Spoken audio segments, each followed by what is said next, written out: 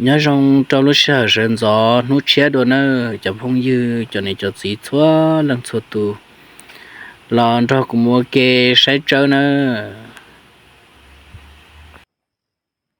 sao trơn là chị tới trong xìa bắt trớ mày ông bị ý là luôn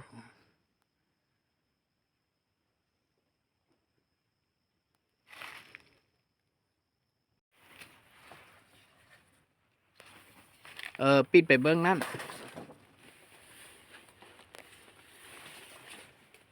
ใส่โฟมเนี่ยเขาต้องใส่ดีๆเด้อใส่เข้าดีๆแล้วให้มันบ่ให้มันใส่เงี้ยงเลยเด้อ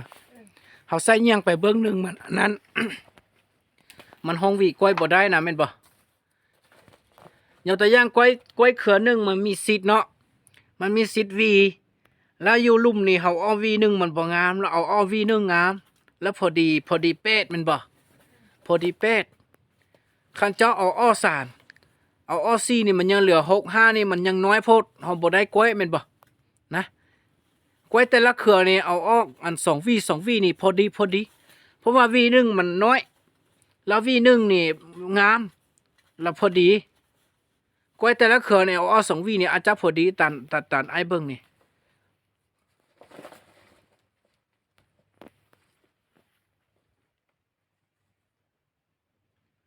แล้ววิธีหนึ่งวิธีสองทางครั้งเนี่ยเอาอ้อย่างเอาอ้อวีละอันวิธีหนึ่งวิธีสองนับยูเทิงลงมาแม่นบ่แล้วอันวิธีหนึ่งวิธีสองเนี่ยอาจจะมีกล้วยแฝดเดมีกล้วยสามสั้นเดปิดออกกล้วยสามสั้นนี่มันมี3 แถวเนาะ2 แถวแล้วมันมีอันหนึ่งอยู่ครึ่งกลางหั่นตัวนั้นเนี่ยเอาออกแล้วกล้วยแฝดนี่เอาออกแม่นละกล้วยงอจังซี่เนี่ยได้ใส่โฟมเอาได้ใส่เจียใส่และอันโตไอ้บอมเมื่อกี้เนี่ยโตเล่นนั่นน่ะเวลาเขาปิดตอนนี้เขาได้พับไปทางข้างดีๆเด้อแม่นบ่ตัวนี้ใบกล้วยนะใบกล้วยตัวนั้นแม่นคันเจ้าบ่อไว้ดีๆนี่ล้นพัดมานี่มันกล้วยดำ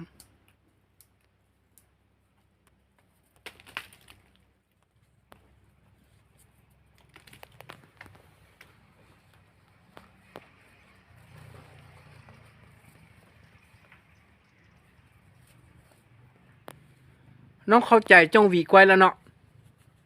อันต้นอันเตกี้เขาปิดอันบ่มีเพื่อเปิดหาเพราะว่ายกตัวอย่างว่าต้นกล้วยนี่มันมีอัน10 วีเนาะแล้วน้อยสุดนี่เจ้าเอา2 วีซะให้มันได้เป็ดนะคันเจ้าเอาหลายพดมันบ่ได้กล้วยเฮาจู้เฮาบ่ได้กล้วยเฮาก็บ่มีกล้วยไข่เด้เอาวีหนึ่งขี้ไล่หั่นออกเอาวีหนึ่งงามให้ออกแล้วพอดีแม่นบ่พอดีได้เป็ดมันจึงได้กล้วยเฮาคันเอาทิศเบิดกล้วยเป็นกล้วยงามนี่ปัดทิศเบิดในเฮาก็บ่ได้กล้วยเอาแม่นบ่ต้นกล้วยใหญ่ๆได้แต่5-6นี่โอ้เอาตัวนั้นเพราะว่ามันได้หลายแล้วเอามีกล้วยเฟดในส่วนหลายนี่วิธี1วิธี2มีกล้วยเฟดแม่นบ่มีอันตัวนี้เนาะแม่นแล้วก็มีกล้วย3 สั้นนี่ยกตัวอย่างว่ามันมี2มันเป็นอันนั้น2 สั้นเนาะแล้วมันจะมีตัวหนึงหั่นอันหนึง2 อันมันอ้ออยู่ครึ่งกลางแม่นบ่แล้วตัวนั้นเอาทิ้งปิดตอนนี้เขาอยากให้ปิดงานบ่ให้ยางมันติดหลายเนาะ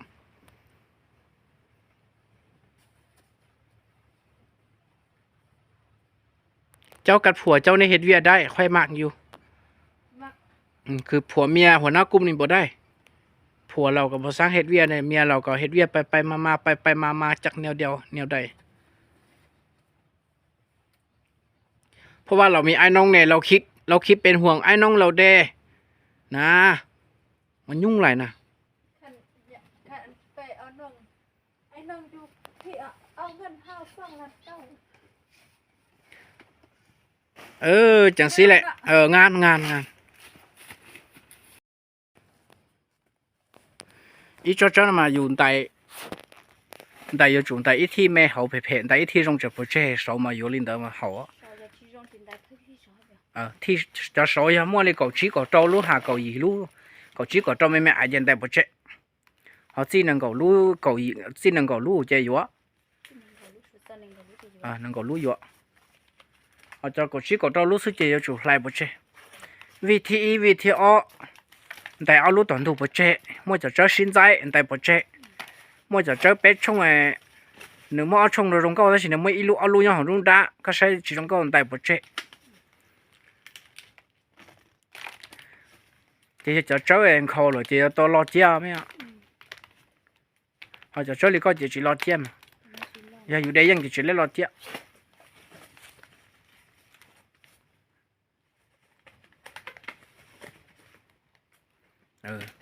thì thằng này để ta chỉ này là thử cho nhá số cho phong rồi con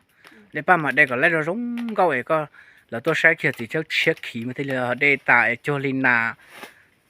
Lina kia dưới chế lúc bữa này sử dụng câu này là như chuyện nhẹ vô chuyện nhẹ này giờ ba nó chỉ muốn tàu thế ta chỉ chịu tài liền ha người tới chuyện tiền hàng đây ba chuyện tiền hàng mãi tôi chua liền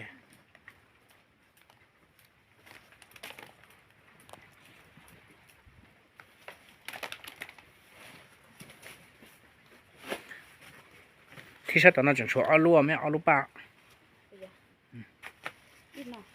do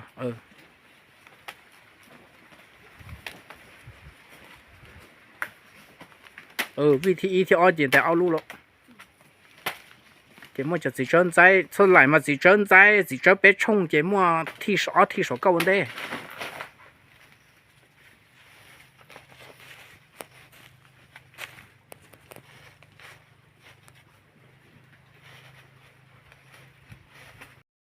ในน้องอาจจะบอกวิธีหนึ่งให้อีเด้อถ้าว่าตัวแดงๆนี่เนาะก้อยจานนี้เนาะตัวแดงๆนี่มันยังแน่นๆอยู่มันบ่อ้อเนาะแม่นบ่เราบ่ต้องปิดมันเด้อแล้วตัวใดมันอ้อแล้วเอาโฟมใส่แม่นบ่แล้วเอาโฟมใส่เราบ่ต้องเอาโฟมใส่ก็ได้และเจ้าน้องเบิ่งวีได้ครับว่ายังขาวๆปิดบ่ได้ก็ย่าเด้อบ่ต้องปิดเอาโฟมใส่แล้วได้แล้วเอาโฟมใส่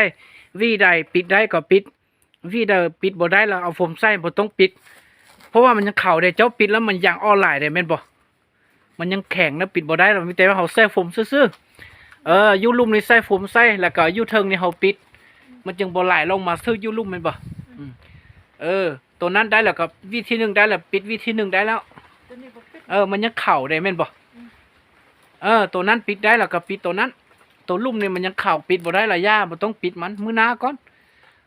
ก้อยบางต้นนี่เขาขี้ไล่สุดยังน้อยสุดเขาปิด2เทื่อมันจังแล้วมันจังงามเลยเนาะมันเข่ามันปิดบ่ได้แข็งแล้วเจ้าบางคัดปิดใส่น้ำยางมันอ่อนไหลนะแต่ว่าเขาต้องใส่โฟมก้อนแม่นบ่มีบางต้นนี่มันเป็นปิดเมิดสุกวีแม่นบ่บางต้นนี่มันปิดได้2วีบ่วีที่1อยู่ถึงซื่อแม่นก้อยเครื่องกลางนี่เอาออกน้องเข้าใจเว้าเนาะก้อยบางต้นมันเป็นปิดมืดก้อยบางต้นนี่มันบ่เป็นปิดก็มีแม่นบ่แต่ว่าตัวแดงๆนี้มันบ่ทันอ้อแล้วก็หรือว่ามันอ้อแล้วเขาก็ต้องเอาโฟมใส่แล้วเฮาเบิ่งมันปิดได้จักวีเขาก็ปิดจักวีมันยังข่าวหลายมันปิดบ่ได้หลายย่ามันจังปิดอีกเทื่อนึงที่2เทื่อที่2มันจังแล้วนะได้แล้วนะ